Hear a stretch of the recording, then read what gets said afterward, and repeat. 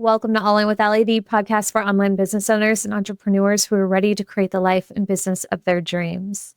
So I have been giving social media a real hard time lately. I've been talking about how I've been taking extended breaks from it and how we all need to download the Opal app and how we need to really be cautious about our time. And all of that is true. And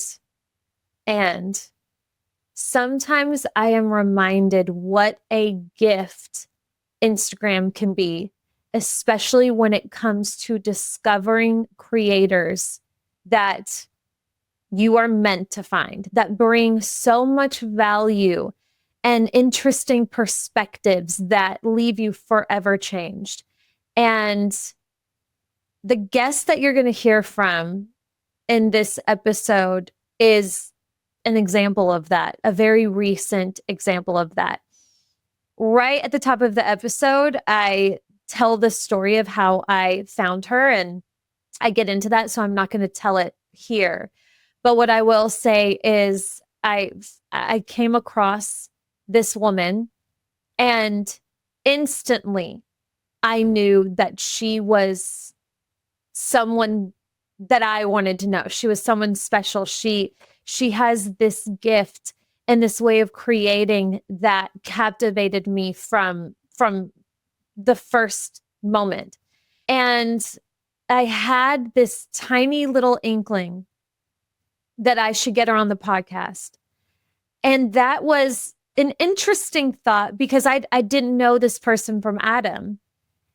I just knew her as this creator, and I binged some of her content, and I really loved what I saw, and I loved her fresh, raw perspective. But I don't know her.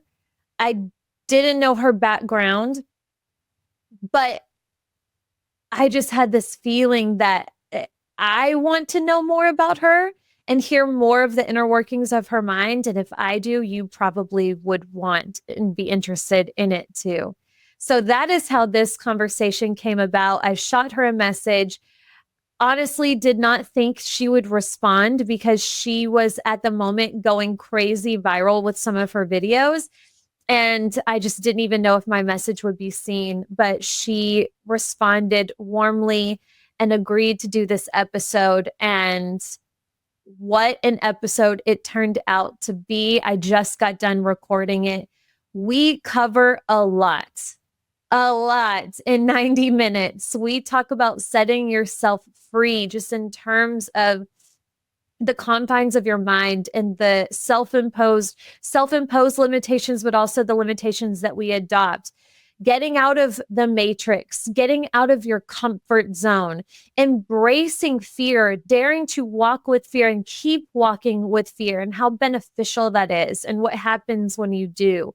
We talk about being absolutely delusional about your rock star perception of self, especially in the beginning when nobody even knows who you are and everybody thinks you're crazy. She talks about going viral on Instagram. She gives us formulas for going viral on Instagram, for achieving fame and being seen, and the art of storytelling, and so much more. I really took advantage of my time with her because she was just genuinely a fascinating, brilliant, intelligent, interesting person. And I'm so grateful that I had the time with her today. And I'm very excited for you to hear from her now. So without further ado, I am pleased to introduce you to Victoria, or Vic Brugger. Enjoy.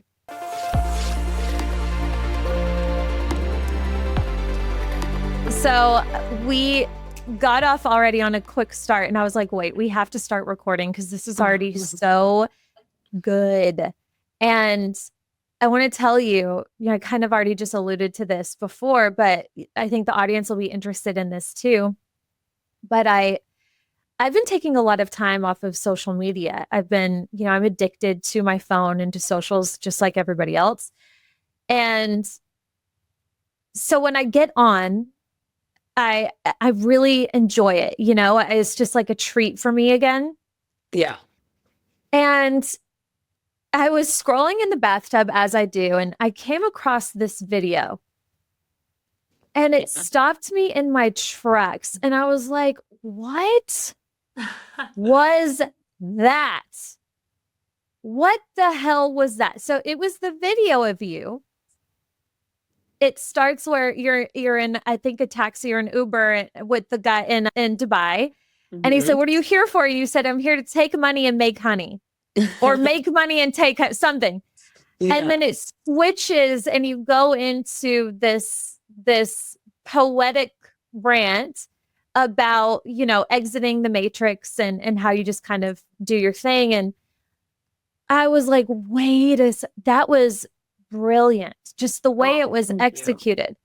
So then I go and I binge like all of your stuff. And I was like, bro, who is this woman? And I just felt as if, and also, something else that's funny about this too. As I was kind of going through your content, I saw some older reels that had come up on my feed, No but way. it didn't gauge. I liked it, but, or, I was like, oh, that's cool. But I just kind of kept it moving. It didn't really land. And then I was like, wait, and you allude to whispers from Lady Universe in your content, which I want to talk to you about. But I was like, wait, the universe has been placing this woman in front of me for a minute. I'm seeing her now. And instantly I was like, I have to get you on this podcast. I have to get you on and talk to you just about you. I'm interested in you. And you have what I consider this very refreshing, intriguing, fresh perspective on life and living, and maybe not taking it all so seriously, but also taking it very seriously and really paying attention. So anyway, all of that to say thank you for being here, Pleasure. and to kick us off, tell us about you. Who are you?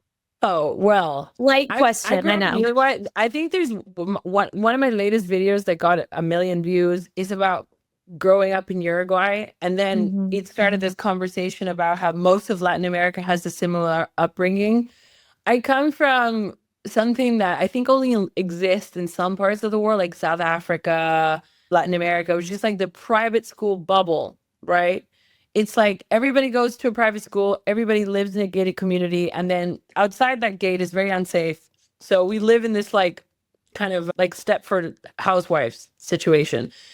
And obviously you're very entitled because it's almost like this old feudal society where you are the upper class and then you just look down at everybody else, but not in an arrogant way, in a genuine like danger situation. I mean, there's a lot of resentment from both parties. So I kind of grew up in that, which doesn't exist in America. Well, in America, you have similar problems with like groups and bigotry, but different. So that was my upbringing. And then, but we're all very international because the very south cone of Latin America, it's all Spanish, Italian, German, French immigrants. My family, Swiss. So we're this kind of like post-colonialism colonialism bubble of pseudo-Europeans. So that was my upbringing. And then I went to London and it was kind of an extension of that in my 20s. And I was very much in the I guess kind of European upper class circle, and I was going to marry somebody, and I was, just playing the part and being a girl in her 20s, just going out and just taking pictures of her food on Instagram. But then this guy just smashed my heart, just like destroyed it. We were like living together and crazy in love. And it was just this deep connection. I was very close to his family. He was close to mine. And then one day he's like, I'm going to Barbados, and then starts saying, please don't email me. I couldn't process that. I sometimes I still can't, but and COVID starts. And obviously, I'm from Uruguay, and then the city looks like this abandoned museum. And then I go back home, and then I go down this like dark spiral. But I thought I'd been kidnapped by a demon. I was like suicidal. I think the closest I got to was just like no control over my thoughts. And I guess what happened and the inspiration from all of this is that I looked at my life and I said, if I want to die, I'm going to at least understand what it is to live, right? Like if I'm going Mhm. to lose interest in life, it's not going to be because a guy doesn't want to marry me or I can't go back to London with my friends and go to like a private members club. It's going to be because if I'm going to give up this world, then what is it really that I'm giving up? How wide is this life that I'm going to surrender? And then I was just like, what the hell was I thinking? Living in such a constrained corner of the human experience and thinking that if that didn't work, then it was over. And then I started a business to not have to work in a city anymore. I started like my sister had a similar business model for a company. And then I said, okay, something quick. And it was an online Spanish school where I connected teachers with students. So I would just get money and do nothing. And then I said, okay, I just want to travel the world. And then I started traveling the world and there was a million ups and downs, but I started just separating myself from social groups and from, people talk about holidays or the weekend or flowers. I don't know what they talk about, but I was living like completely on the outskirts of social norm. And then my brain started expanding and expanding and expanding. And now, it's like people always say, sometimes I talk to like what they call NPCs. I mean, it's a Yeah. derogatory term, and they're just like, oh, yeah, because if you start a business, blah, blah, blah. And I'm like, have you ever met someone who has their own business who misses being an employee? Mm, Like, this is like, I would period. never go back to my old life. I mean, and it still happens now in Dubai. I go to parties and everything's very glamorous. And I just think this is so two-dimensional. Like, my idea of fun would be to go to a party where I get kidnapped in a helicopter and then I meet Elon Musk and then we talk about like robots for 3 days. And then I don't, you know what I mean? It's like, I don't like Yeah. going to dinner with some girls and just being like, let's get some Sure. lobster. It's just like, it's like I have no pulse. It's so boring. So yeah, that's a bit of me. So after you got your heart broken, Yeah. you did was where was the first place you went? Like when you thought to yourself, okay, and the way that you had this awareness of like, wait, okay, if I'm gonna leave, I need to know what I'm leaving. Oh yeah. What was your mindset? Did you know instantly, okay, I'm gonna travel. I'm gonna do that. Did you go by yourself? Did you make a plan or did it start as one trip and you just didn't come home? What did that look like? Well, one of the biggest problems is that I didn't have a home because I had been living in London for 5 years and I was already an Wow. expat. So when COVID hit and then everything that I built for 5 years collapsed, and then I went back home, and that was another thing. You never go back home, right? Mm. It's like I went back home and it wasn't home. So that was part of the collapse as well. I was like, I'm just floating in outer space. So what happened was that similar to the movie Precious, I don't know if you've seen it. It's about I this haven't. African American girl who gets brutally abused, but she just like dissociates and she always thinks that she's this superstar. And whenever she's getting abused, she just goes to this place where she's on stage. I think Mm. it was something like that. I would escape to a fantasy as a coping mechanism. So I would say, and my fantasy was what's happening this week. So that's why it's surreal. I thought, what if I was this badass chick that just travels the world and breaks all the rules and then just I inspire people to be free? And then I had this fantasy of me like riding a motorcycle in Africa. I remember that was a recurring one. I'm talking about like January 2021. And my family was driving me crazy. And I had no dopamine in my brain. I would just literally go into the garden, listen to music, and just draw these fantasies in my head. And that's something that I also encourage people to do. If you want to change something, you have to have every detail. Like details are, it's like manifestation. You have to know exactly how. And because if not, it's so you're always going to be like bouncing from what if I do, what if I don't do, what if I do? But you need like a really specific vision. I remember one of the things that took me the longest time was just I would think of cliches of this, right? And I would go like Anthony Bourdain, and then I would be like, what about a reality show like the Kardashians? What about, and then I would not find myself in either. And then I Mm. would just go in this kind of triangle of like, okay, what about a percentage of this, a percentage of that? And I started drawing something where I thought, if I didn't get paid to do this, I would still be the happiest woman on earth. But it took And every time I would hit a wall, like, I don't know, think of Anthony Bourdain and say, well, but I couldn't do what he does because of this, I would crash. I would get totally like, it's like you have this, the euphoria of the first idea comes and you're like, wow, okay, got it. I've got the dream. I'm just going to take steps towards it. And then you hit a wall where it's just like something doesn't add up or you don't see yourself doing that. And then you're back to square one. And those ups and downs, I mean, this is where a lot of people quit because they tell you like they text me all the time. They send me these reasons why they can't leave their job or reasons why they can do that. And it's all completely trivial, especially for someone like me that I've been all over the world. I've been unsafe. I've been exposed. I've been to see that people just say, oh yeah, but I thought about it. But the thing is that next year I have a wedding. So, and I just, you don't get it. No. But yeah, the part of the architecture of what I built, it was no accident. It took me 5 years, and I remember my first try. I went to a lot of places, but I ended up in Greece, and I got sick. And oh my God, I couldn't cope. I was really sick. I had some sort of like gastric infection or something, and the brain is funny because we're animals at the end of the day. So if your body fails, your whole mental system starts telling you that you're going to die or something. And I put it all in the same basket. Like, this was not a good idea. What was I thinking? Like, who am I to do this? Like, why would I do it? So it was 5 years. It wasn't like you go from like being an NPC to then waking up in the morning and then just, Yeah. galloping across the universe. There's so many trial and errors.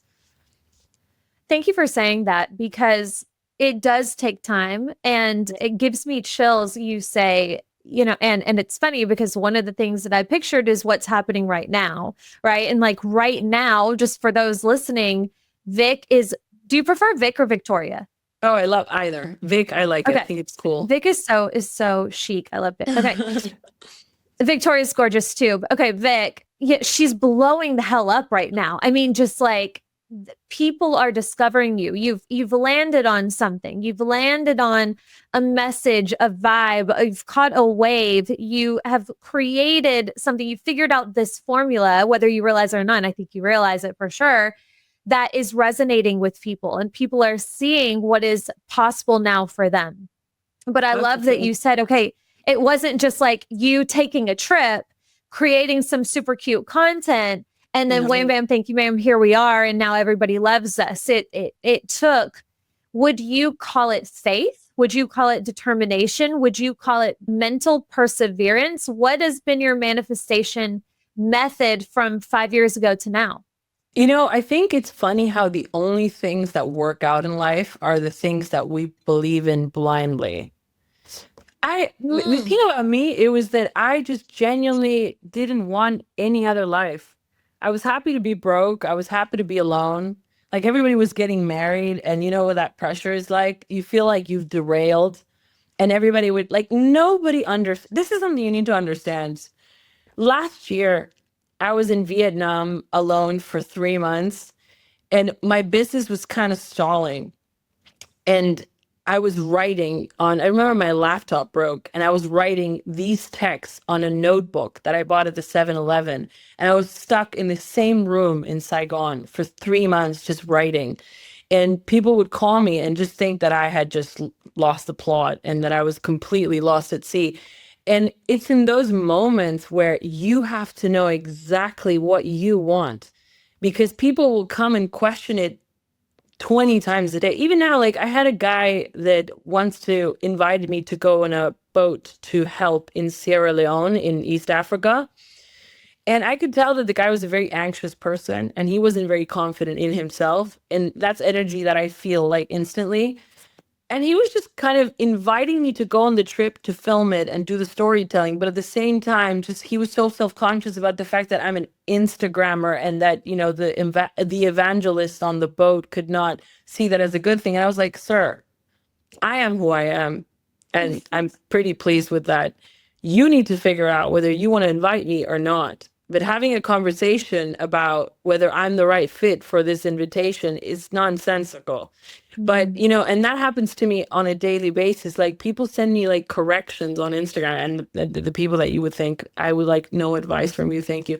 But if you are not solid on very, very, very solid on what you believe in and that your worth is not in other people's approval, it's tough. Like, it's really tough. Like, you got to be ready for the scrutiny. You got to be ready. I mean, people send you so much hate. I don't think I think it's as much love as I'm getting. I think men still struggle to listen to women because of some sort of, I guess, PTSD from their mothers or whatever. But they're like, who does she think she is? Right. And they're going to come at you with like low blows and they're going to try to find. I think a 60-year-old guy that was semi overweight just wrote on that video that you like salad. And I was like, well, I mean, oh, and so many others. People said, I have to fix my teeth. And I'm like, but again, if you go in there thinking that those people are going to define anything about what you consider beautiful or what the stories that you think worth telling, they're going to eat you alive. But it takes time to get to that point where, so I guess to answer your question, it is something that you believe to be so true that it's like if I told you, like, do you think the earth is round? And you're like, yes, right? So do I think that my stories are important? Yes. Do I think that I'm a good storyteller? Yes. Do I think that the world should listen to more stories like this? Yes. And if people can come and call me anything, I will, that foundation is very difficult to shake. Thank you. You said something in another, and I have several of your quotes like written out. I mean, you write so beautifully. Truly, you have a true gift when it comes to your words, and I really appreciate that because it's not easy, and it's also not easy sharing that art and that level of vulnerability with the world. But you said something, I can't remember which reel it was associated with, but it was basically like, you got to show up with you like cracked teeth, a broken phone, no shoes, something like, and your point was, if I remember correctly, the point was is like, it's not always going to be glamorous. There are going to be people who doubt you. There are going to be times where it's not working. And Yeah. I look at these moments now, and let me know what you think about this. I think these are prove it moments from the universe. It's kind of like, okay, you have this dream, and you deserve this dream. You're worthy of this dream. This dream is yours. But for you to be able to hold this dream and be the woman who holds this dream and be the example of this, you have to be able to hold it. So we're going to give you some dick heads who tell you to eat a salad. We're going to give you friends who doubt you and parents who question you. We're going to give you moments where your phone is broken or, whatever. And are you willing to continue walking toward what it is that you want just when it's working or when it looks like nothing is working? So do you find that to be true on your path? Of course. Well, you explained it perfectly. The thing is that I like that you asked me about Lady Universe at the beginning. It was kind of like I felt so rejected by the world while my heart was getting broken, but I would feel this love, which I can't explain, this love from my mind, from something. I felt it. I felt important. I couldn't explain it. It was this contradiction. When I went into conversations with humans, I would feel questioned, judged, like I wasn't really doing the things that would give me sovereignty. But then I was in silence and I felt loved. So I guess that was the whisper of Lady Universe. So in her mentorship, I found the confidence to say, I could be wearing no shoes, right? I could be overweight. I could be broke. I could be alone. When I was in Vietnam, I was going on dates with guys, and guys who go to Southeast Asia, they don't go to there to meet a 35-year-old Western woman. They want 17-year-old Asians. Yeah. So it was this very like disconnect. And sometimes I just went out because I wanted to talk to someone between writing, and it was a disaster. And but then I would go back to that silence, and it was this truth. It was this truth that when it clicks, you're undeniable. Like no one can come and tell you, like they can ask you the most absurd questions. They can turn your life into something two-dimensional, but you're still like the best way to see that is in the opposite, right? What if you had everything that you're supposed to have, right? What if you had, I don't know, 4 kids in a white picket fence house with a husband that smiles like and you know, you had this very successful life and you had 40,000 friends on your birthday. First of all, where are these people? Because it's everybody's model, but where are they? We don't know a single person that practices that life. And also, so it's all this kind of what I call the propaganda of life. We need these models to just, you know, consume and direct our behavior in some way, but they're just smokes and mirrors. They don't exist. So then that's the real contradiction that only leads to unhappiness. It's like, I'm supposed to look like this. My birthday is supposed to look like this. Christmas is supposed to look like this. My work day is supposed to look like this. But what does it mean? Because all I feel is emptiness and sadness. So that was the confidence. It was coming from a place of I know what I know what's real and what's not. And even if I look terrible or if I'm not winning by any metric of the modern world, I'm floating. I'm floating with the universe and I'm feeling great. And I always knew that because I come from a kind of very kind of right-wing context and it's kind of very Ivy League school. So there was always a strong emphasis on business, right? So you go to Asia and you ride a motorcycle for 6 months and people are just like, yeah, what are you going to do for money? And I was always like, it's in this wisdom from the forest that I will look at the world as, you know, a Polly Pocket house and I will dominate it. And it was true. And of course, they would listen and just think, yeah. So explain to me, what are you going to do? And now from that video, that the Dubai video, like I coach people for ridiculous amounts of money and they pay me for advice. And I do work that doesn't feel like work. And, you know, from these videos, I've gotten sponsorships and representation. And obviously, another thing that I'm able to do is with a lot of influencers, they're just looking at views and they think that, you know, the more views you get, the more important you are. Social media is a platform to expose your brand, but then your brand can grow into whatever you want. And that's something that I always understood from the beginning, also from those years of overthinking. I was like, I want to challenge, you know, human consciousness. And I want to challenge, first of all, information. Like I watch the most, you know, boring documentaries. And I always thought, why are those documentaries so boringly told? And then you watch the Kardashians and you're just like on this roller coaster of emotions and you're learning absolutely nothing except for, you know, I need to buy a lip kit. So I thought, is there a place where these could merge, they could marry, where we could really learn about our world, but in a way that's exciting, in a way that's romantic, in a way that's like, you know, there's a story arc and there's a hero and a villain and you want the hero to succeed and you watch it, you know, fall and get back up, but you're still learning about the real world. You know, you don't have to go into fiction. So yeah.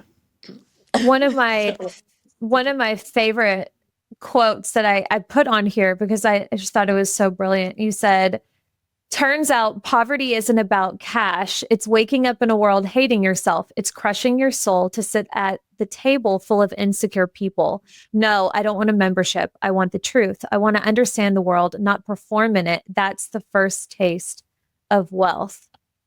And I love that because I agree with you. And I mean, listen, I live outside of Nashville, Tennessee. I am so balls deep in the matrix. It's not even funny. I mean, you talk about, and exactly the examples that you give are so poignant. And I know exactly what you mean, you know, like the idea of Christmas and the idea of birthday parties and like this picture of what we should be wanting and what we should be expecting and the things that we should aim for and go for. But at the end of the day, does it bring you true happiness? And is that actually what you want? Or is this what has been spoon fed to us and we continue to perpetuate?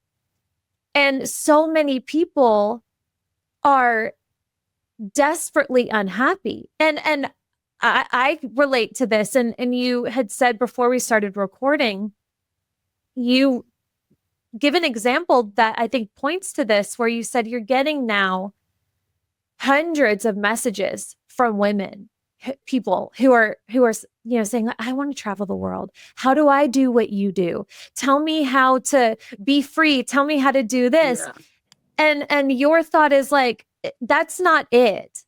that's not it, because until you realize like this connection that you have with expectations and what life should look like, you're going to go to an alternate universe and put the same spin on that and still be unhappy. So, what would Yeah. you what do you say to that? Like, what when it comes to quote exiting the matrix, what are your thoughts there? Well, there's a couple of chemical journeys that the brain has to go through that are not necessarily something that we need to regulate, right? Like for example, euphoria, right? We get excited over things and we project things that are just a result of that excitement. Then they drop, right? Say, like, for example, you think you're going to go to college and you're going to be an incredible lawyer, and then it's going to be like Legally Blonde, and then you're just going to change, the justice system or whatever, right? That's the fuel behind all your sacrifices and your behavior. And then that reality changes into something completely different. But you don't necessarily resent the past unless unless it's a proper crash and it's the contradiction is crushing. But just just let the fantasy take you and don't take it too seriously. It's like love, right? Like fall in love with someone and think that they're the reason for your existence and that the universe put you together and that you're just going to ride the white unicorn into the sunset. And then when it doesn't, don't. But don't marry that fantasy with such a absolutism that then it brings you unhappiness. There's an incredible amount of relativism in our existence that we need to accept because nobody knows why we're here, where we are, or what we're doing. Unless you're religious, which I obviously respect, but religion is a very convenient simplification of all the things we don't understand, right? I mean, it's like, Very well, true. everything that we don't know is just God. Well, let's entertain the idea of no God, right? Then, and I think that's what happens with the West, which coincidentally is far more scientific and capitalistic than the places that are far more spiritual. So in order for this world to have this structure, we need to be individualistic and we need to be material. So the problem with all these women messaging me is the absence of belief. It's like, okay, I can get a promotion, I can get a new car, I can go on holiday, but then what? I can have Mm-hmm. 5 kids. I'm exhausted. It was their birthday. They're off school. It's whatever. I'm making lunches, but for what? It's like, yeah, I love my husband, but do I? For what? Right? So it's all this motion and obsession with functionality with no meaning. And that's what religion does so beautifully. It gives everything a context and it elevates the soul into a state of like, well, everything is meant to be, but we are not like that on the West, or even when we are religious, is a far more rational, individualistic version of religion. And so people need a hero. And this is why I think my content is doing so well. They think I'm the hero. And I'm Yeah. like, no, no, no. Guys, listen, the whole point is to have no hero. It's like you got to weather the storm in silence and in relativism and in nothing. I went into nothing and I said, there's nothing. And there are things you can do. And this goes back to the different chemistry routes. Like I go into I go see tribes in the, east coast of Thailand, and they're ancient tribes, and you see them with the things on the nose and whatever, and that's a moment that's magical for me, right? And the whole, preparation of that trip, and it inspires me, and I connect thoughts and ideas and so many historical events that define who we are and what we are. And we're not that complicated. That's a pretty exciting thing to do. It's not, I don't need to figure out the entire truth of the cosmos in my 85, 90 years of life. I mean, I can just push the boundaries of what I consider interesting. And it's very time consuming. Like these videos are consuming my life. And that's Sure. the beauty of function, right? Like you fill your life enough with things that you don't have that much time to think. So yes, it's like, but I am worried about one thing though. I feel like, you know, the material world and conventional forms of success don't really work on multidimensional people. I think they want a Hannah Montana version of everybody that they can just capitalize on. And I can already see by some emails I'm getting that people are trying to box me into something palatable that is easier to expand as a brand. And I worry about how to navigate that because I've seen it. We all see it happen with our favorite artist, and we all see it happen with, I don't know, like even Jordan Peterson. I mean, he used to be this crazy lecturer, and now he's talking about, women, the wage gap. Like he's obsessed with it, and so I do worry about how to keep that flow of authenticity with the universe, and then how to have a role as a speaker or as a mentor in a system that works with two-dimensional characters. So that is a concern. That yeah, and if I'm understanding correctly, so are you saying, and this kind of goes back to what we were talking about before with like this disappointment that people feel and thinking that they need this next thing, this adventure to feel alive again, is what you're saying that we're not, you know, these simple creatures, we're changing all of the time. So like if you want the season with the husband and to do the thing with the white picket fence, fantastic. And then if you want to switch it up and go travel and do something, and being okay with being ever changing because we're human and because that's what we're here to do if that's what you want to do. But are you saying that so many people that's hard?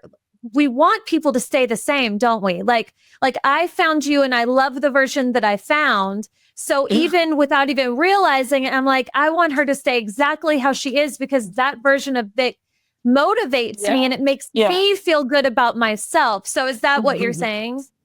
Yeah, I mean, people need to understand the world in a like hero anti-hero way. It's kind of like what's happening with Palestine and Israel. Like somebody has to be the villain and somebody has to be like the victim or the angelic soul. And that's really what storytelling is all about.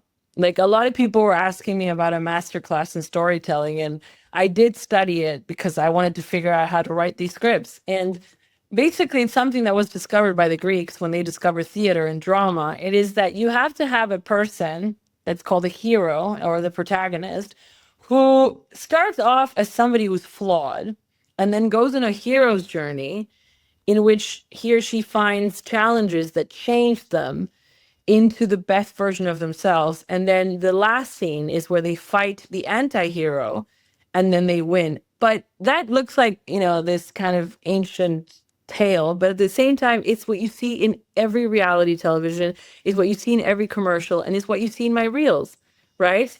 Like there's a story arc. And people, like the this wasn't a joke, Mahmoud video. What people love is the that it goes to reality explanation. If you watch it back, I go to like, you know, when I go into, you start looking at people like characters in a play, but that night I had a mission. And then it's just like I bring you back to the real clock of what she's doing, Mm-hmm. right? So that's just the structure of storytelling. And that structure, it is the same reason we believe in God. It is the same reason we're obsessed with presidents. It is the same reason that we're tribal with our beliefs, with our, if you're vegetarian or you're not vegetarian, is we have to look at the world in binary terms because that's a like a relic from our animal history. Animals only survive if they recognize their own tribe and they look at others as a threat. And now we've become this very sophisticated creatures that are still working with that old software. So we have to think of like the hero and the anti-hero. It's like in your life, you always think, well, this is how I see the world. This is what how I want to live. And anybody who contradicts that is a threat. And that's why we get angry when people disagree with us. Because biologically, disagreement meant death in the animal world. There's lines. And we're still just like, but how could you not understand? And so if you play with those emotions, which everybody does, politicians do, Hollywood producers do, if you play with those already pre-installed human operative systems, all you do is just expand emotion and create fascination, which is the what's behind my storytelling. I play with people's emotions in a way that, women think that if they follow me on Instagram, they're going to be rich and free and travel the world, which of course I can teach people a bunch of stuff about how to cut corners and how to get, but for me, it's just that, like when people go to a Lana Del Rey concert and they're crying like, I love that is like the human psyche at its finest, because I can teach you everything I know, but it is that I need to be a god. It's like I just want you to know, which I'm on the other side of that all the time. Like I'm also a human being, right? But yeah, there's also a class system in how irrational people's behaviors are in terms of creating myths around people or just looking at the facts, right? I think that if you surround yourself with more like, you know, wealthy and upper class people, they're far more rational. They don't believe in much. Like their relationship with the religion is more performative, but they're very, very calculating and rational beings. Even in like they would look at my Instagram and think about like, you know, the potential expansion of the brand and the monetization of it and etc. But then you look at other people that are in more rural areas, or you know their lives are less, I guess, structured, or they don't really, and they think that you're a god, right? Hmm. And they think that you're, you know, some kind of, and then there's all in between. There's people who are just like, oh, you really inspire me with, I went through a breakup. But I think the full spectrum of human experience is beautiful. The over rationalization and scientific and clinical analysis of our behavior, and then the intuitive, irrational, passionate, and I think that's all we have. So might as well celebrate it all. I mean, that's all we have. I've been crazy in love, and I've been, you know, surgically calculating with my movements, and that's all it is to be human, to love and to suffer, to die and to you know, to be reborn again. So the only thing I'm saying is there might not be anything on the other side, and we can still enjoy our contradictions, and we can still enjoy, you know, the incoherence of our lives and our behavior, and not think that it means anything. And I think that's Mm. where I worry that sometimes people put too much, you know, like I've got all the answers, and I'm like, well, there are no answers. We don't know why we're here. We're floating in Mhm. a rock. What do you, I mean, how much can I help, you know? That's it. And I agree with you. I feel very similar in the sense of who knows anything? Like to act like anybody knows anything is so insane. We are floating on a rock in space and nobody Yeah. knows what happens after we die, right? It's all projected on what we were taught as children. You know, if you have a near death experience, everybody's near death experience is reflective of what they learned in childhood and, you know, whether there's a God or there's not a God or whatever. So, it Yeah. it really is fascinating, and I'm a spiritual person. Love I that. I you know, interesting relationship with religion, but at the end of the day nobody knows. And Yeah. you said something in before, I think it was before we started recording. You said, you know, I get asked to like people to teach me things that I know. I'm paraphrasing, but like essentially Yeah. teach people want to know what you know. And people, I have not surprised at all that people want to be coached by you because you've tapped into something that a lot of people are craving, which is freedom. You know, there are these people that want to learn from you. And you had said, but at the end of the day, you know, traveling the world, it's not like the answer to everything. So there's almost like this feeling of, should I teach this? Is this moral? You didn't, you know, say, is this morally good or bad? But what does that mean if I teach something that I don't even think is the answer? And my response to that is like, no, teach it.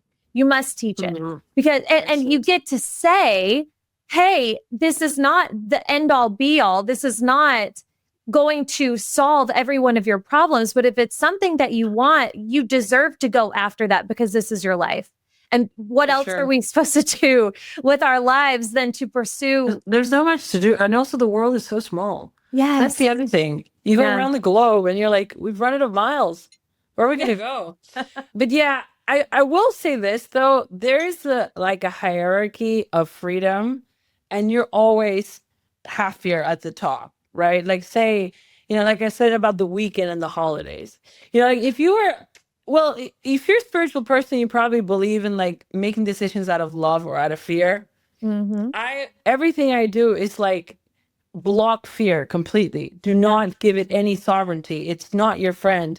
If you think that you shouldn't do something because you might not be able to go with the consequences, no, you should only do things because you are passionate about them. So obviously, you know, I've been learning a lot about the central nervous system. and how we're wired to see danger or to just feel more or less proximity to people like friends, family, community.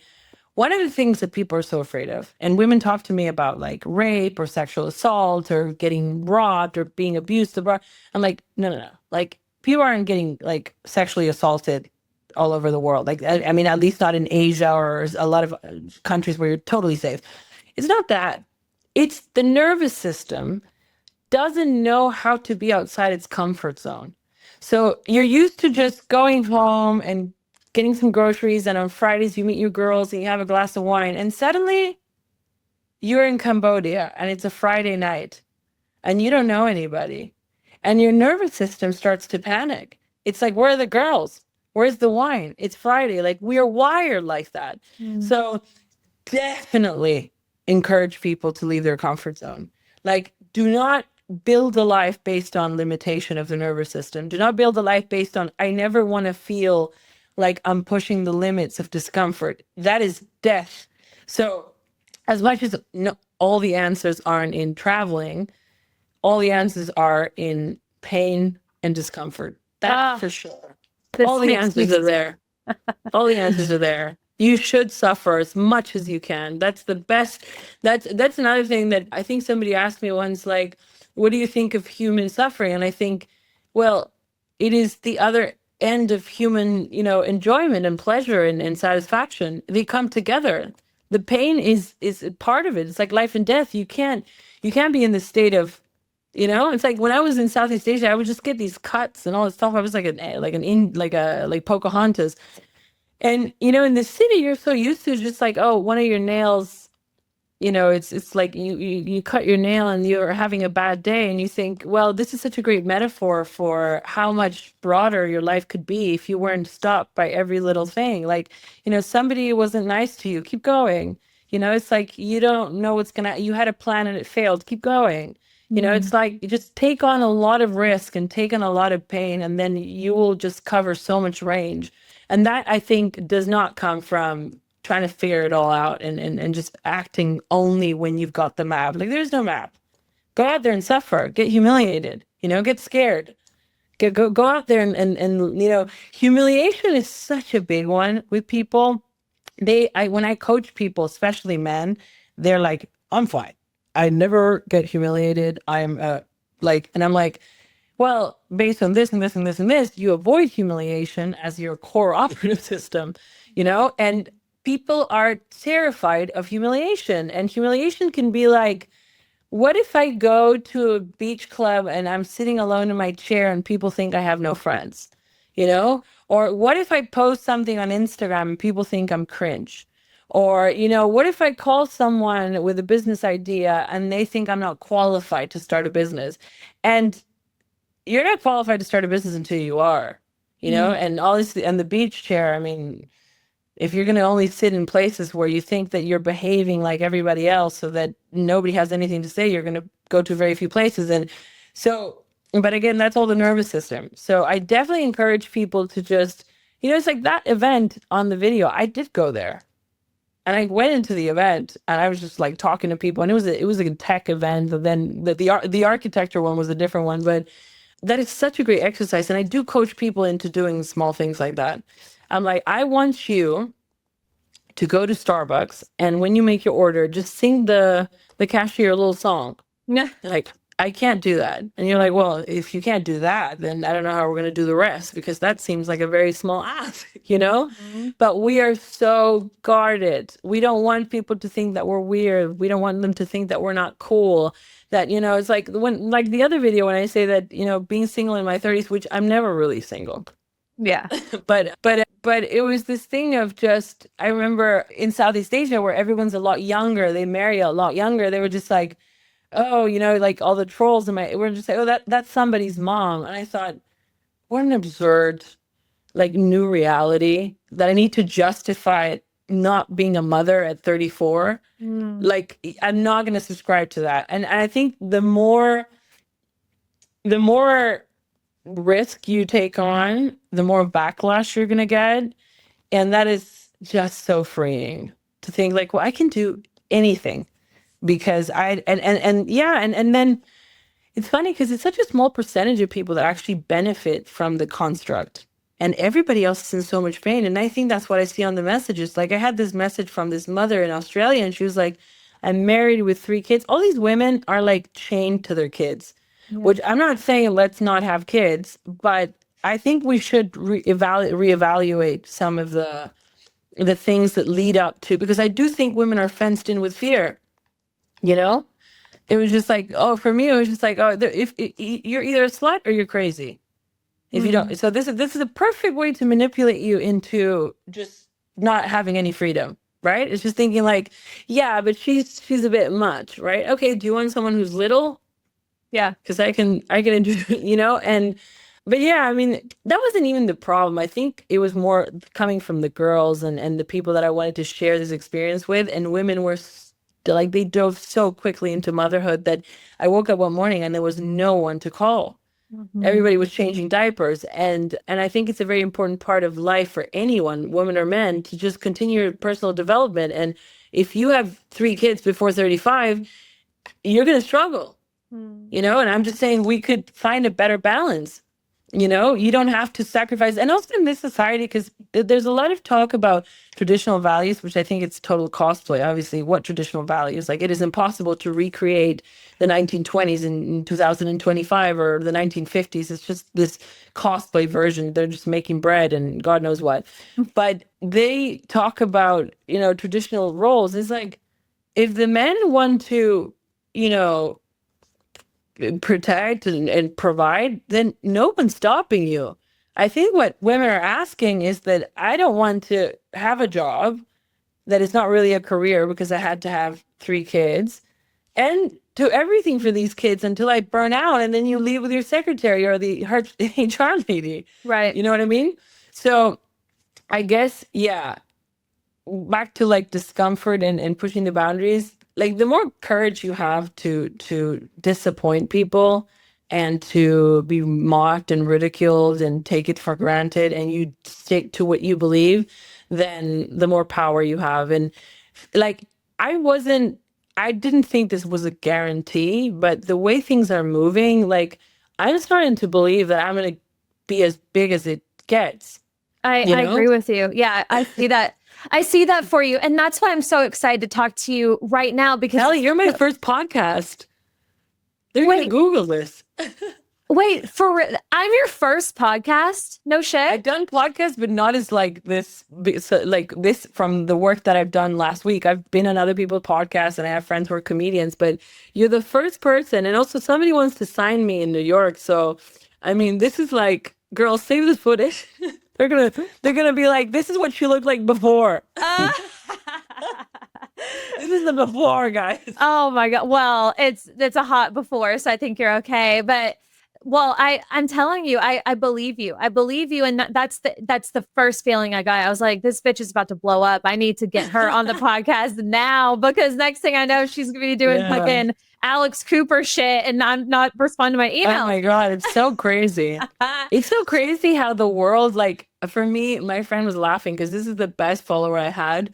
I used to watch this ASMR lady when I was 15 back home in Uruguay, and she started following me yesterday. And I know it's just like, it's not the biggest celebrity, but I just Wow. thought my whole family, me and my sisters used to watch her like she was this distant creature. And yesterday I was at dinner, and you think like the world is actually so small, and especially on social media, like they can find you in seconds, you know? So this is really exciting because things are popping off for you. It's like, again, like Yeah. you've reached this shift and you talk about being okay. Like there's something that you've reached in your mind where you're okay being seen.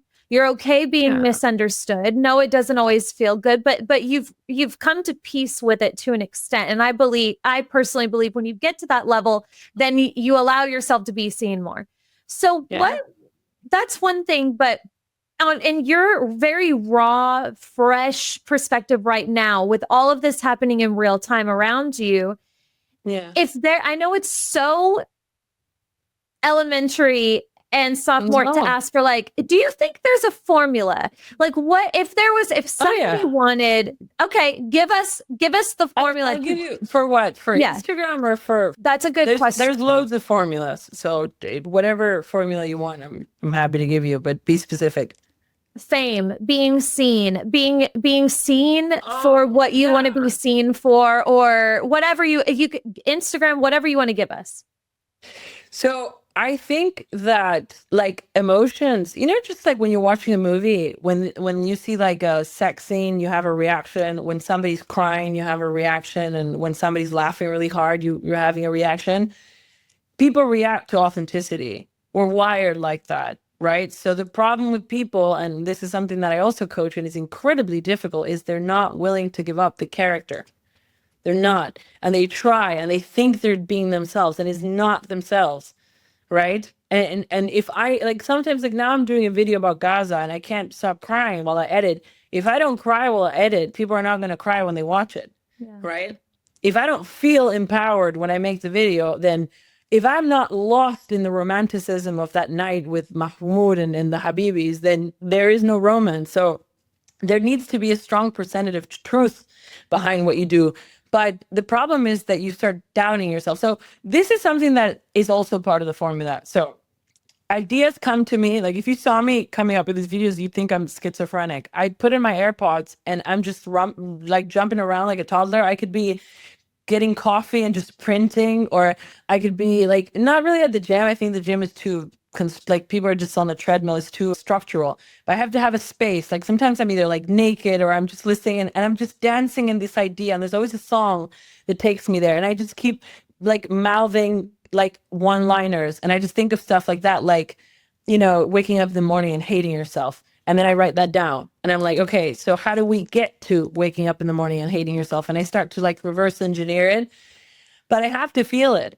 I have to feel it and it has to be a real feeling. And I do have in my head in different moments, like when I'm having fun or when I'm just inspired or whatever, I think of things. I think of ideas. I connect ideas, like the idea of the Roman Empire and the couple that was the Coldplay concert. That comes to Mhm. me. And then I try to catch it. I try to catch it in the air. But that's just like me storytelling and just, I guess, social analysis or whatever. But if you want to be seen Mhm. for whatever you want to do, then show yourself, right? Because if you're not naked in front of the audience, there's nothing to see. If you're coming up with this like goody two shoes, likable person that it's just you're too afraid to disrupt, you're too afraid to disappoint, you're too afraid. So you try to be like people that that works, and the people who it's worked for is because they were themselves. Like you just got to go out there and just be like, and sometimes we're so, you know, hooked to the character that we forget that like sometimes it's just no makeup and just saying something, but it's true and it's from the heart, right? And that's where people feel an invitation to an intimate club. I can't believe how people feel the things that I feel, which is what I've been getting like nonstop. They're like, this is exactly how I feel. And I thought I should have spoken up sooner. I thought this was just my crazy like head just being neurotic. And then everybody's just like, and then I could talk about heartbreak and then I feel like I beat it. I feel like I thought this heartbreak was going to be my dirty secret Mhm. and how I let it crush me. And now it's just one of my bitches. You know? Yeah. It's like I'm so empowered. Like I thought, and what if we turn old pain into that? It's just like it's mine. I own it. If I want to turn it into a story, I'll turn it into a story. But and but the formula is definitely like, okay, creativity is very abstract. I mean, but what I do is very specific, so it's not necessarily what everybody has to do. But if you want to write I guess what I do applies to music, applies to screenwriting, and I guess maybe like, I don't know, painting or like anything that is like a raw form of self-expression. The process is very crazy. It's like you have this idea and it comes to you in a microsecond and then you're like, okay, how do I get it out? and then you have to like turn it on again, and then you get a glimpse of it, and then you write something down. You're like, no, this is not it. This is not. So the process is very. But now I've pinned it down to. I kept a journal for the past 5 years, which I'm gonna give to people very soon. Oh, And yeah, and I think you can turn those into voiceovers very quickly. And then I do the voice, and then I do the music, and I listen to it like 20 times. And if I feel chills, it's ready. But if there's no chills, it's crap. mm, And I toss a lot of stuff that had value to me, but people wouldn't get it. It also has to have the story arc, and it has to be coherent. It can't just start ranting about a million ideas. Like, why are we, where are we going to end? Where's it going to land? And then, yeah, and then with the videos, it's the same. I am like now I'm hiring a whole team because I want to move into long format, and I'm going to start doing like, more like for streaming. Because what I do essentially is like mini documentaries, and kind of also a reality of my life. But yeah, there is a formula for that. But for people who want to be famous, like I'll tell them like, you are surrounded by people with masks, and you have no reference of what it's like to be a human being. And when you try to be a human being, you feel like you're losing your mind because the vast majority of people are in character. So when you break free from that, like just think of people like The Weeknd. yeah. I mean, he looks very particular, right? His songs are completely crazy. Imagine the first time he put a song out. Yeah. And there's like, what if they think I am the biggest load of crap they've ever come across? But because he had that crazy hair, then everybody did it. That bird's Mhm. nest thing. Everybody then had it, but he was the first one. Or Post Malone.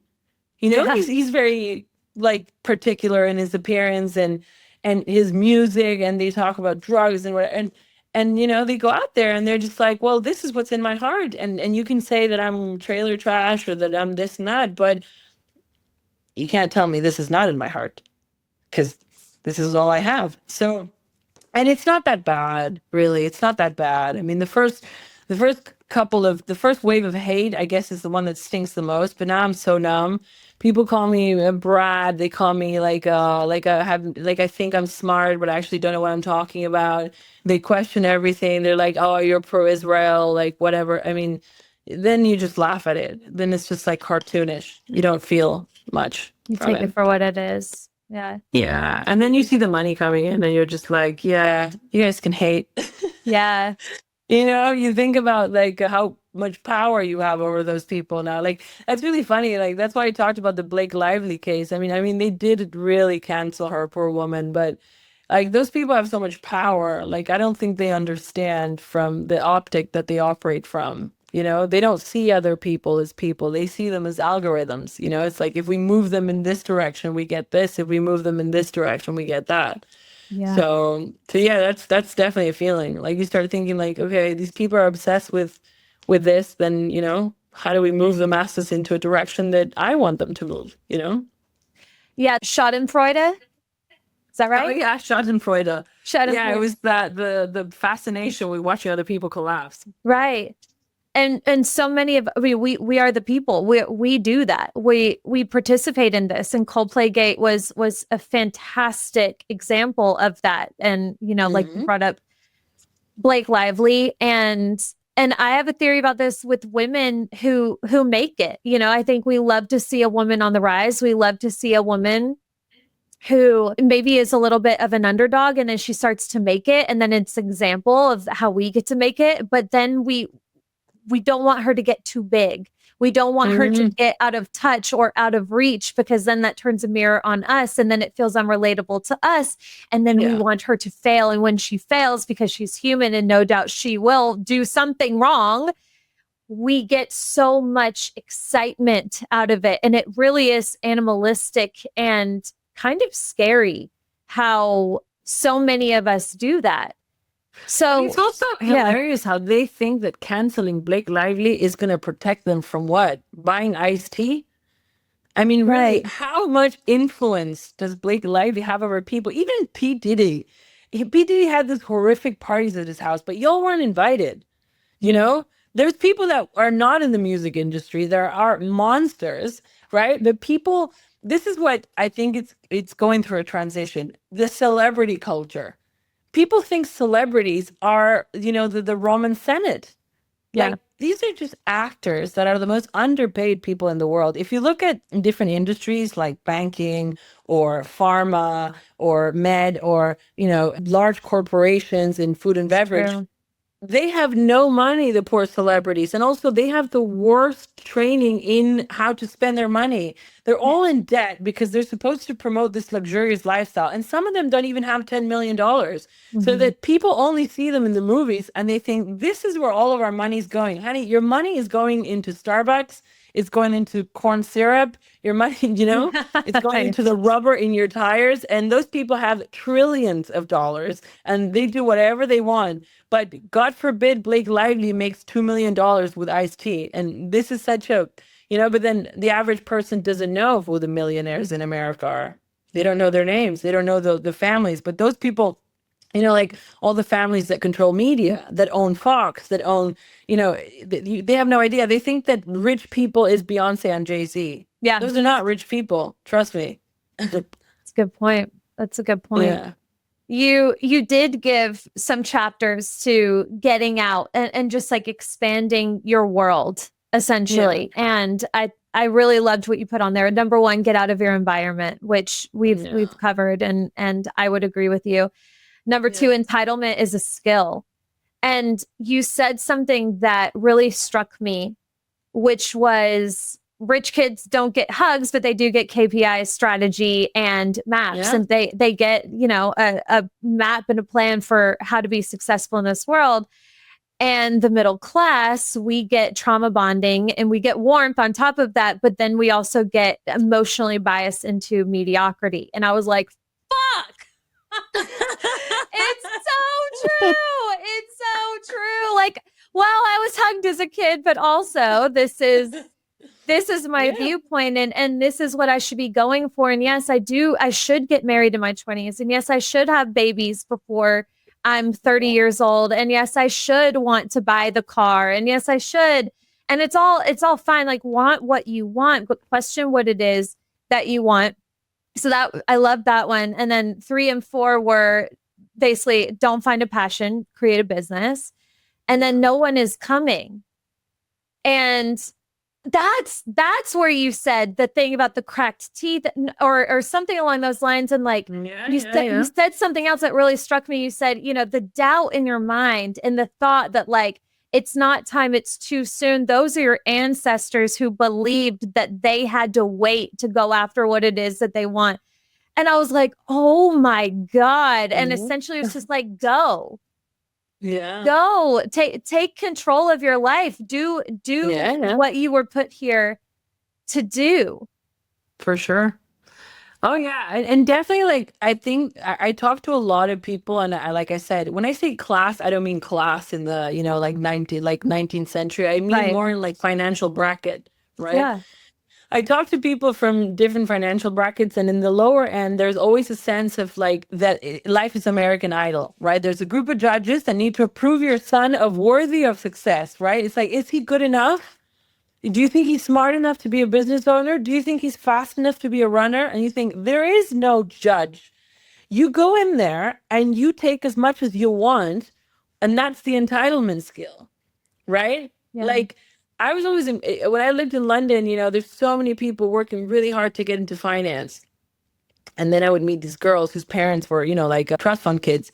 And they were like, yeah, I work in JP Morgan. And I'm like, what could you possibly do in JP Morgan? I mean, really, I can't even think of like, would you print stuff? And they're like, no, no, no. I'm an analyst in the environmental and, HR banana. And I'm like, there's this bubble of like HR and environmental, whatever.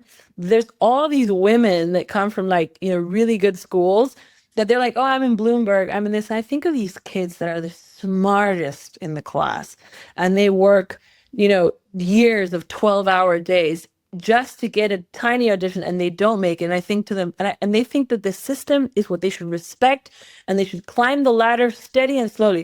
And I'm like, sweetie, knock off the ladder, go to a bar and tell someone, let me tell you why you're an idiot, right? And that's because those people are desperate. These, successful families, it's like the movie The Gladiator. Oh yeah. His son, Commodus, was an idiot. And Maximus Aurelius, the general, was a genius. This happens all the time with powerful families. Their kids are useless, and then you come in and you have like all the wisdom and the skill and the skills that you learn from your own life from hustling. And they're like, I wish my daughter was like this. And Hmm. they need you. They need you to fill roles. They need you to, and then you can get, it's that's another video that I wanted to make about how to like infiltrate powerful circles because they're the smallest and the most influential. People always think that they're going to do something on the side. That's another like kind of insecurity paradigm. They're just like, no, I don't need them. And I'm like, Black well, you sheep, do. self-made. Yeah. Yeah, it's like I'm gonna be self-made. I'm gonna build my own empire, and I'm like, is it gonna be on this planet? Because you're gonna have to be friends with them, because the 1% is a tiny group. And yeah, you got to learn those codes because there's so much to gain. But people are, and this goes back to embarrassment. They're like, what if they think I'm trash? Yes, they're gonna think you're trash. Then what? They're going to Yeah. think you're trash because their only way to monitor their wealth is to filter people based on education. But if that means something to your self esteem, that's your problem. But it Hmm. shouldn't. You were born in a different financial bracket. Boo hoo. Get over it. They don't like the way you dress. They think it's tacky and they think it's cheap. They don't like the way you hold the cutlery, and they don't think that you are, sophisticated enough to sit at the table with them. But you might be smarter and you might be more talented and you might have so much to bring. But if you think that the disapproval of your shoes should define your self-worth, then that's the you problem. Oof. They can call you whatever you want, but you got to go in there and to avoid them, like all the resentment that people have from oppression. And they're like, who do they think they are? They're not better than me. And they're like, the only reason they're better than you is because you allow it. That's If they're right. not better than you, then what's the problem? That's right. Because, Yeah. and this goes back to the Matrix, like, what is so important to the universe about social status? If you look at movies from, not movies because they didn't exist, but the 18th century, or you think of like, Victorian England, imagine going there now with a time machine, and then you have this like lady from, I don't know, Mayfair, and then you have this servant from like a Dickenian novel, and us looking at that like it means anything. Like, I just think the 18th century smells bad, whether you're a lady or a servant. I mean, it's just a disaster. I would just get some soap in here. So we're going to be like, or like, like the slaves that build the pyramids. Like, think of how they're going to look at us. And you're afraid to go to a dinner party because they're going to laugh at your shoes.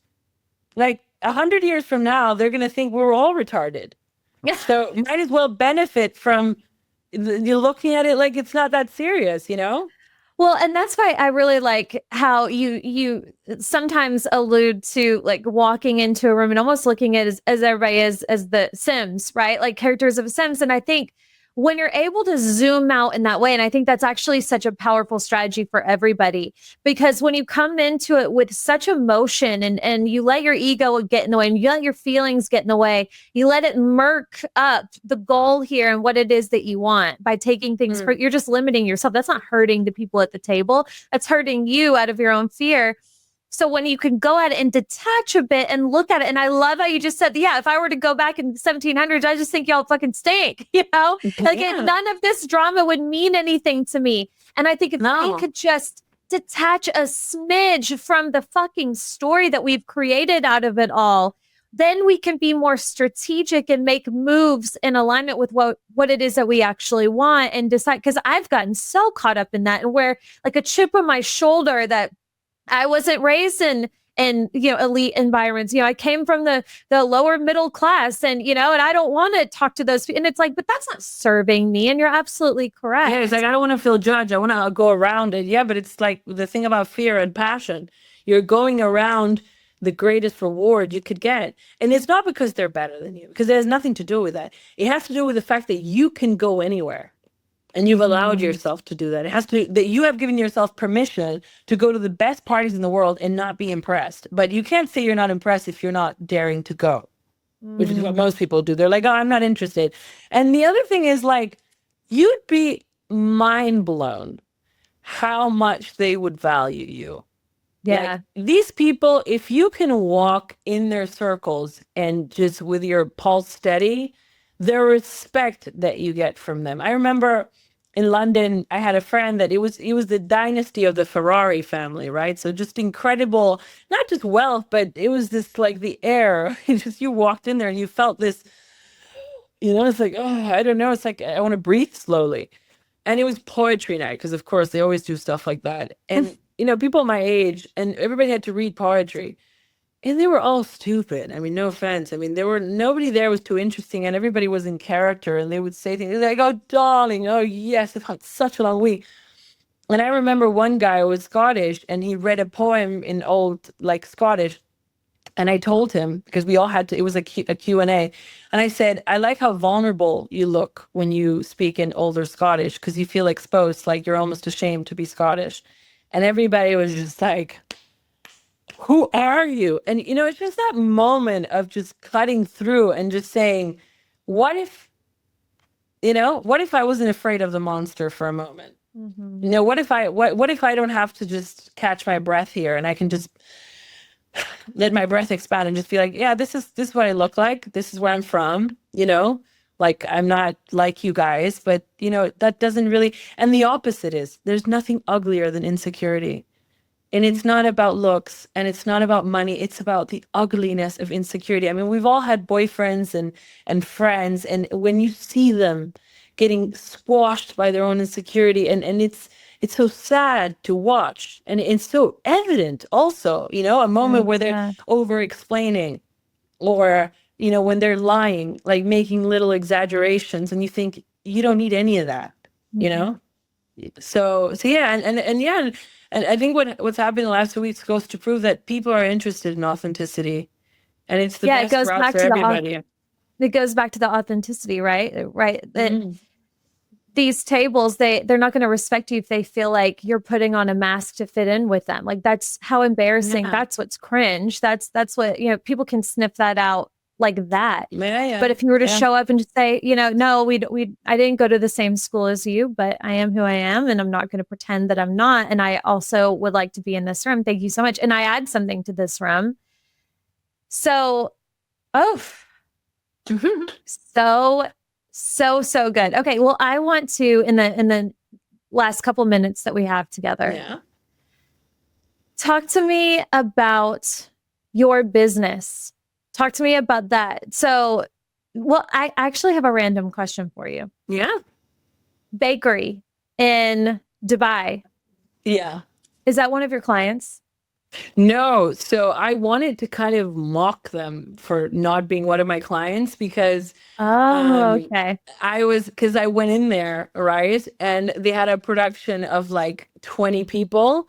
And I was like, I can bet this content is crap, right? There's no storyline, there's nothing, but everybody jumps into social media marketing and then they oversell and whatever. And I've been on the other end of that with my other businesses. And it's so you feel so out of control because the price is fixed, but the deliverables are variable. They're like, well, you could get views or you could get likes. And we're like, well, and so I was just like, I'm gonna make a video that's gonna just be like sarcastic and it's gonna get so many views. And now they want to work with me, but I'm not taking any restaurants at the moment. But I was just like, yeah, I'm just gonna come in here and out of they film the food and that's it, and then they get like 2,000 likes Sure. and I was just like, I'm just gonna come here and prove that you can just do a completely out of the box concept and you can get 100,000 views. And I did. And then they were crazy. And also call it's like a whole it's like kind of like a Wynwood in Miami. It's all these art houses and whatever. And I also wanted them to see me in a way that's like, yeah, like now and now I go there. Dubai is very small. So now that I go there, they're all just like, yeah, they want to collaborate and they want to do stuff. But it was just more so that, back to the euphoria thing. When I have an intense feeling, I try to catch it. I try to Mhm. catch it in its raw form. And I guess that day I was overly excited. So I was just like, just pull out the camera and write down these crazy thoughts. I was just like eating croissants and just bouncing around the place and talking to the staff. I think I had too much coffee. And I was like, catch that, like and I was talking to the guy who he was like, I'm from the Philippines. And I'm like, how bad is the terrorism in the South? And he was like, what? And I'm like, go for it. Like when you're in those, why do you think like artists do so many drugs? Because it's the pendulum that's the most fun. We want Yeah. to see people at the full extreme of human emotion. So, when you've had too much coffee and you're in a kind of manic state, people. Well, I saw that and I watched that video. I watched it a couple of times. I was like, I would bet that's one of your clients. And that's one of the most brilliant marketing strategies. Cause you're right. Like it wasn't obvious. You didn't say that they were a client, but you're like, their croissants are fucking awesome. I would photograph them too. And you're also like giving glimpses and also, they had this long line. I was like, bro, if this is one of her fucking clients, but it makes sense. Now they want to hire you and duh. Yeah, Um, yeah, yeah. so you, No, but I've done more out of the box. Like there's a restaurant in Portugal that's called Vive, and the chef got a Michelin star, and they hired me, and they had the whole footage of the awards, right? They were going on stage, and they had their own marketing team, and they were just like, we want to post the receiving of the award. And I was like, that's so boring. Like nobody's gonna stop. They don't know who you are. You're not Cristiano Ronaldo. They're not gonna stop to watch you go on stage. And then talking to him, he was just like, "Oh, my mom, like, she was not fazed by me getting this award." And I was like, "Tell me." And she was like, "No, she's this old Italian lady, and she doesn't really understand what it means." I was like, "Okay, call her on Zoom, record it, and send it to me." And then he goes, like, "Mama, I got a Michelin star." And she's like, "What?"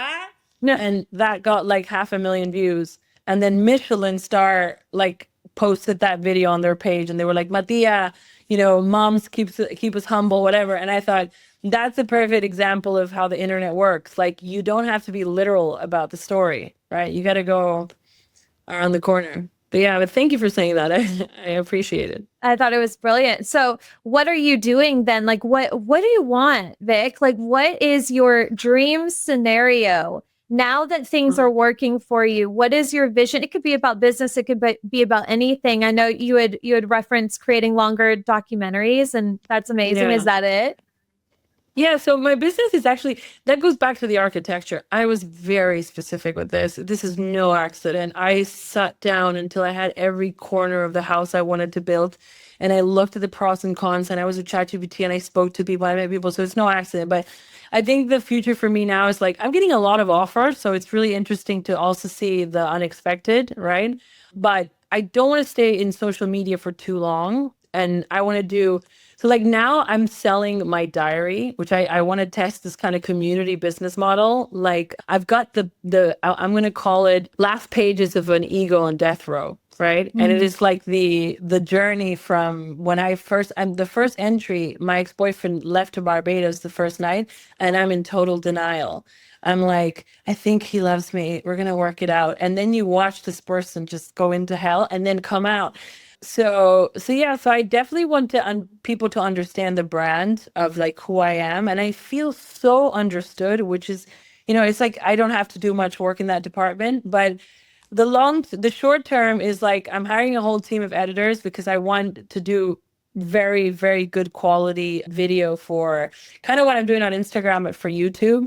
And then I want to move on to streaming quite quickly. And I think I'm going to focus on like this like merge between reality of my life, and then I can talk to people about if I go on dates or if I have a problem with something, like always the my life as the character, but traveling the world and going into complicated topics and history and culture and politics and geopolitics, just but again super like cinematic. Like people don't have to be learning about the Mayans and get bored to death. It can feel like watching a Hollywood film. And then yeah, and then the sky's the limit. Like I really want to improve things in the world also. Like I'm interested in some of the subjects that I talked about, genital mutilation and women in Afghanistan. Like I want to start some, I don't want to say charities because they're terrible, but I do want to start some foundations and some things to just improve the world. I'm really interested in yeah, just going everywhere and seeing what's happening and what I could do to better it, and also to help people not necessarily in the worst conditions, like what I'm doing now with Instagram. But I think I'm gonna end up doing like a lot of motivational talks and just kind of being that brand, right? Like that's where things are gonna end up. But the other thing is that I've noticed is that this is very consuming, you Yeah. know? I think it's like many, many hours, and it takes you over. And once you have management and all of this, they got you all booked in. So we'll see if I survive. Like I'm doing things back to back now, and yeah, it's pretty intense. I hope I have room for creativity because then, because when there's money involved, when people start seeing numbers, I guess everybody just wants to push you in directions where they can get a cut. So I think that's really what's happening. But definitely like I want to keep my own, I need to look into the legality of everything because now I'm getting things that are a little bit above my head, but maybe I keep the brand of like I want my channel to be called Board and Beyond, and Mm, I want to keep that brand, and I want to tell these stories, and I want to inspire people and help people. Always in a very realistic, like I don't want to sell things to people out of pure financial gain. Like the happiness to me comes from actually doing something, right? Like when I read those messages, it's very moving. It's like when you see people that have felt so alone and like they were looking for, it's funny how women don't really have many references. yeah. They don't really have a lot of people that they can see. Like I wanted to do this and I didn't know anybody. Yeah.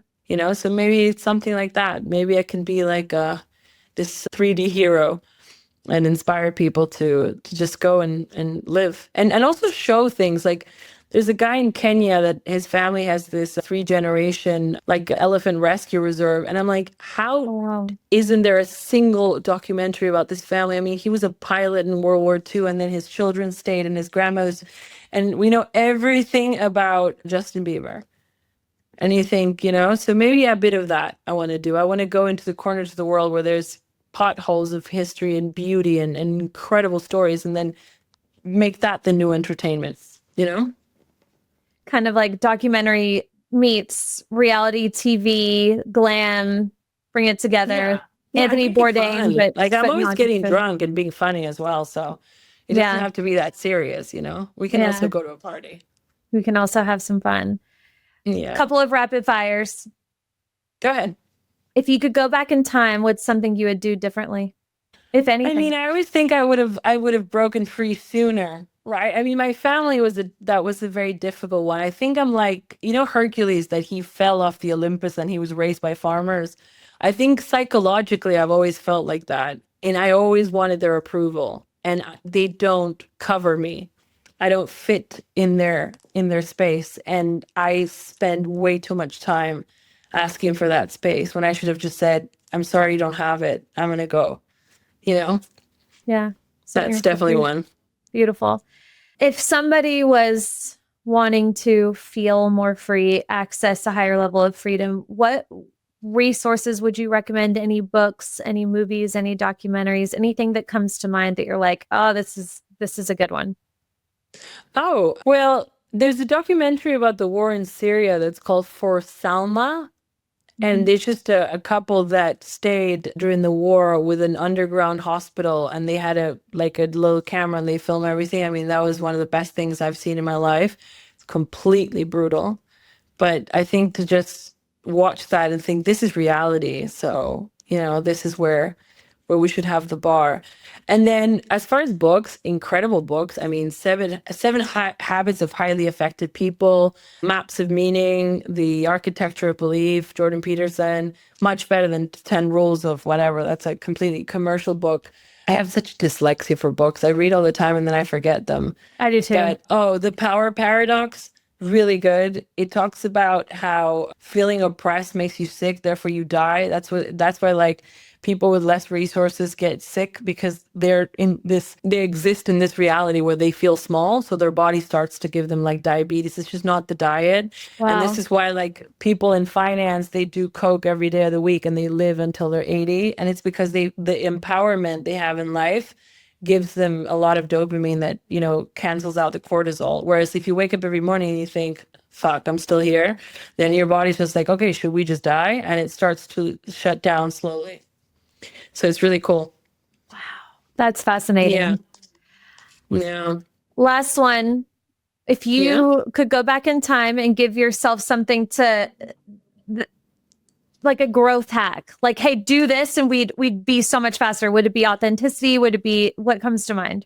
Oh, I would just leave a little note that says, you know, in the darkest hour when it's smoky and you have no visibility and it's cold and you hear animals roaring in the bush, keep walking. Ah, Just one foot in front of the other, because I've turned back so many times, and it just cost me months. It cost me years. It's just like, horror isn't necessarily a sign of like redirection. It is just the inevitable consequence of movement. So don't, it's like you're trying to get to the other side. Just keep going. Like, for example, that Greece trip, nothing would have happened if I stayed. I just said nothing, like nothing beats a jet to, nothing would have Nothing. happened. So I would have stayed, and then I took me 2 more years to go back to traveling. I mean, not 2 more years, like maybe a year and a half, but I was mostly based in London.